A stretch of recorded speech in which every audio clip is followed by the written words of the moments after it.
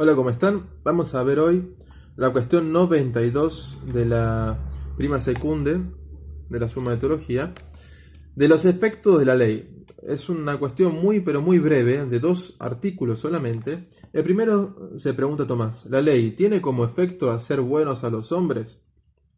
Allí se dice.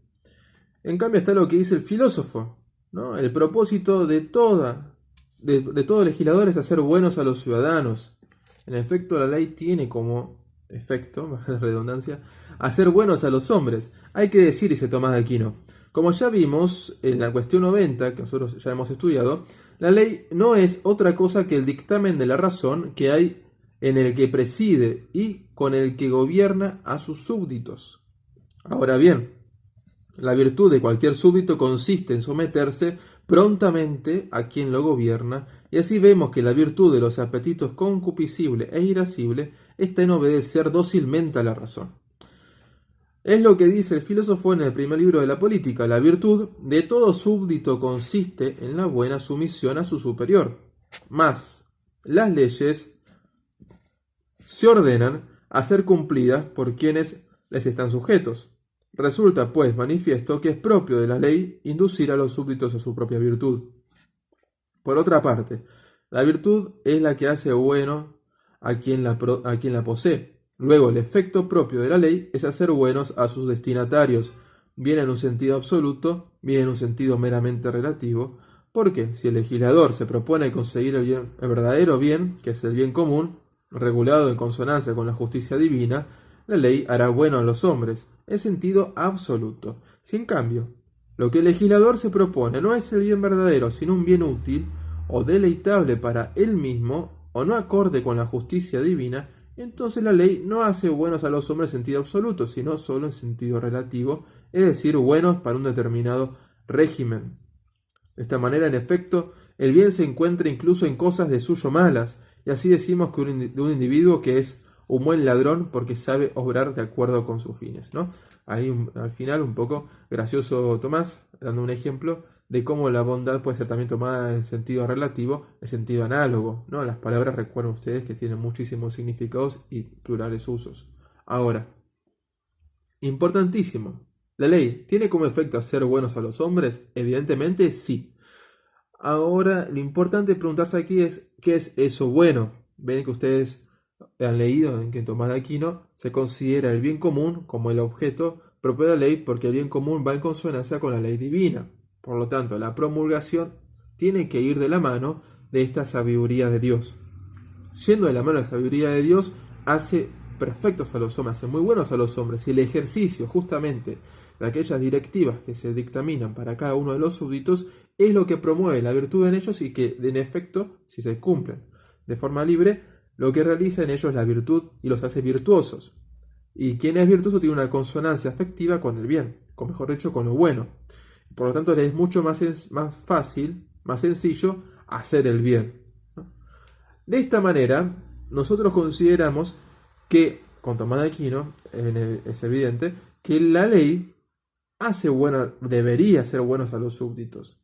Las leyes que no hacen esto son leyes erróneas y que no tienen que ser cumplidas con obligatoriedad. Sin embargo, si se cumplen de todos modos, hacen buenos a los súbditos en el sentido de que los preparan para determinado fin, que no es el adecuado, quizás no sea el bien común, sea otro fin, pero los prepara para ese fin, es decir, que los hace buenos para obrar de esa manera. Con bondad relativa, Tomás se refiere a relativo a otro objeto, en este caso al objeto que no es el bien común. Es bueno para eso, malo para todo lo demás, pero es bueno para eso. Así, la persona puede consagrarse como buena en sentido absoluto, que es cuando uno logra las virtudes cumpliendo de esta manera la imagen y semejanza que tiene uno mismo en su propia naturaleza para con Dios, cumple las virtudes, se hace más semejante a Cristo, diría San Buenaventura, y que de esta manera la persona se perfecciona de modo absoluto, porque está llevando adelante su perfección a la cual está siendo llamada constantemente, ¿no?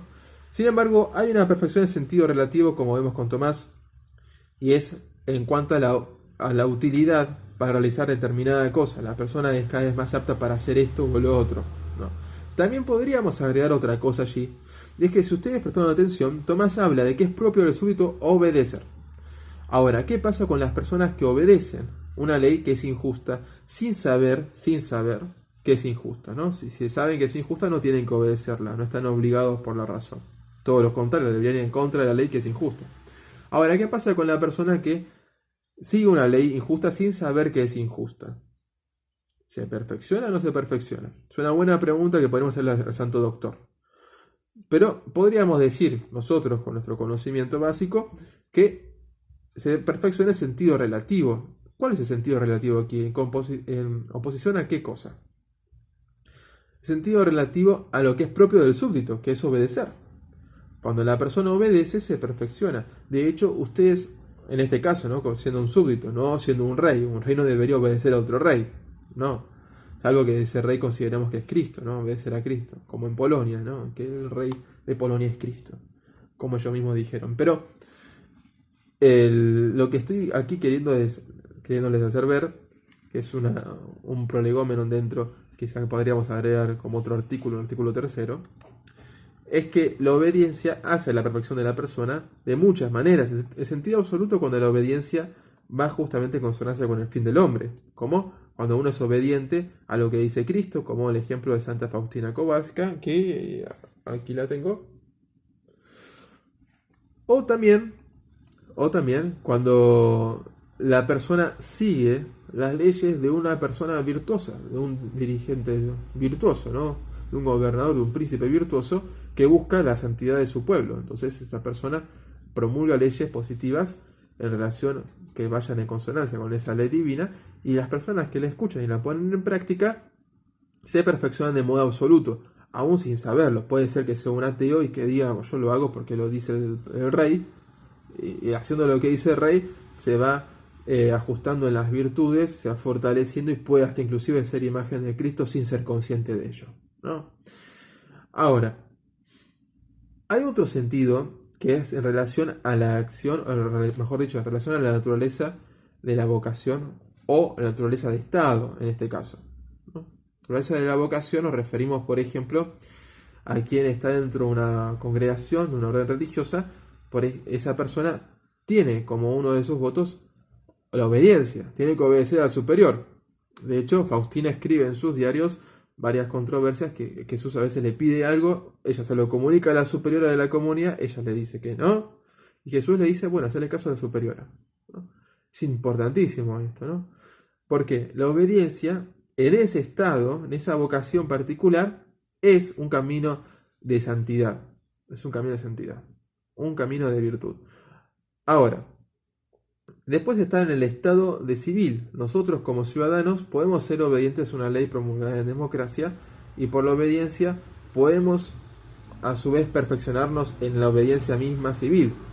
Sin embargo, con el conocimiento de que una ley es inadecuada o que no está en consonancia con la ley divina o inclusive con el sentido común, es responsabilidad nuestra ir en contra de la ley. Supongamos que el día de mañana se da por ley la permisividad para poder abortar, ¿no? Dice aborto legal. Ahora, si se diera esto, estamos en todo nuestro derecho como ciudadanos ir en contra de ello, porque es anticonstitucional también, pero también porque va en contra del sentido común, ¿no? Las leyes tienen que estar allí para ayudar a la persona a promover su humanidad, no para matarlas. Entonces, esto cae de maduro por el sentido común.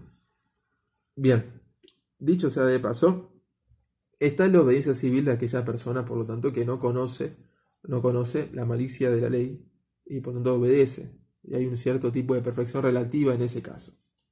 Bueno, y también el buen ladrón, el ladrón que sabe robar bien es bueno robando, entonces es bueno en esa función práctica, ¿no? En esa practicidad, como dice también Aristóteles, en esa esa técnica. Pero no quiere decir que sea bueno en sentido absoluto moral, evidentemente. Segundo artículo, ¿es acertada la clasificación de los actos de la ley? ¿Por qué? ¿Qué se dice que hace la ley? La ley es para mandar, prohibir, permitir y castigar, ¿no? 4 cositas. Tomás dice que sí, ¿no? Porque cita a San Isidoro en las etimologías, que él mismo afirma Toda ley o permite algo, o por ejemplo que el varón valeroso reclame una recompensa, o prohíbe algo, por ejemplo pedir el matrimonio a una virgen consagrada, o castiga, por ejemplo, condenando muerte al asesino. Así como la enunciación es un dictamen de la razón, en forma enunciativa, así la ley es un dictamen de la razón en forma preceptiva. Por otra parte, es propio de la razón conducirnos a una cosa en virtud de otra, y así, al igual que en las ciencias demostrativas, la razón nos induce a aceptar las conclusiones en virtud de los principios. También, en el orden práctico, nos induce a admitir los preceptos de la ley en virtud de algo. Ahora bien, los preceptos de la ley versan sobre los actos humanos, de los cuales la ley es guía, según ya hemos visto. Pero hay tres categorías de actos humanos. Algunos de ellos, como vimos anteriormente, son buenos por naturaleza. Tales son los actos de las virtudes, respecto de los cuales se asigna a la ley el acto de mandar o imperar. Pues, según dice el filósofo en el quinto libro de la Ética, la ley manda cumplir todos los actos de las virtudes. No, debería hacerlo. Otros actos son malos por naturaleza. Estos son los actos de los vicios, respecto de los cuales a la ley le corresponde prohibir. Otros, en fin, son por naturaleza indiferentes, y respecto de ellos toca a la ley permitir. Ven cómo las funciones de las leyes va siendo diversa respecto al objeto de la misma ley. Algo que sea indiferente, por ejemplo salir a pasear, la ley permite al hombre salir a pasear en los espacios públicos. Es indiferente, ¿no? Ahora, hay actos, hay cuestiones que son de malicia, ¿no? Por ejemplo, matar a otra persona, ¿no? Eso es un acto que hace a la persona mala. Y también los actos que son viciosos, por ejemplo el fumar, ¿no? Que fumar lo que hace es crear un vicio en la persona, un vicio a nivel fisiológico, ¿no? Se puede traducir después en un vicio espiritual, puede pasar. Ahora, esto también debería ser prohibido por la ley, o castigado, como dice aquí, ¿no? ¿Qué significa castigar? Dice, castigar es el temor del castigo y es lo que da lugar a un cuarto efecto de ley, ¿no? Que obedecer ante el temor del castigo. Quien mata es castigado, ¿no? Acá Tomás de Aquino en la época medieval se hablaba ya de una pena de muerte, ¿no? Castiga con la muerte. Quien mata y no puede revertirse, en el sentido de no puede mejorar, porque ya está, se lo saca de la cárcel y vuelve a hacer lo mismo, se lo mata, dice aquí Tomás de Aquino. Sencillamente lo dirá también en otros lados, pero bueno, acá lo dice de esa manera. Lo que vamos con todo esto es que la ley tiene distintas funciones respecto al objeto. La prohibición se da respecto a los vicios, ¿no? Por ejemplo, las cajitas de los cigarrillos, ustedes ven que tienen frases, formales perjudiciales para la salud, y de hecho ponen unas fotos. También está estipulado por la ley qué grande tiene que ser la frase, qué tipo de imagen tiene que estar allí, y todo lo demás para que la persona que fume sepa de que fumar está permitido, pero no en el sentido de que es algo indiferente, sino también en el sentido de que es algo malo, que por lo tanto está permitido y a su vez prohibido. La prohibición, ¿en qué se da aquí? En que no dejan a las tabaquerías, por ejemplo, a sacar sus cajitas del modo que ellos quieran, sino que en realidad está prohibido ese tipo de voluntad y tienen que poner esta frasecita o esta imagen en cada una de las cajas, haciendo de esta manera algo que está permitido en un punto algo ciertamente soslayadamente prohibido, ¿no? O también podemos hablar de un cierto castigo, ¿no? Como esto le hace mal al hombre, castigo. El castigo, si bien acá se ve por el lado de la pena, el no llevar el cartelito, por ejemplo, puede conllevar un castigo penal, una multa, por ejemplo, ¿no?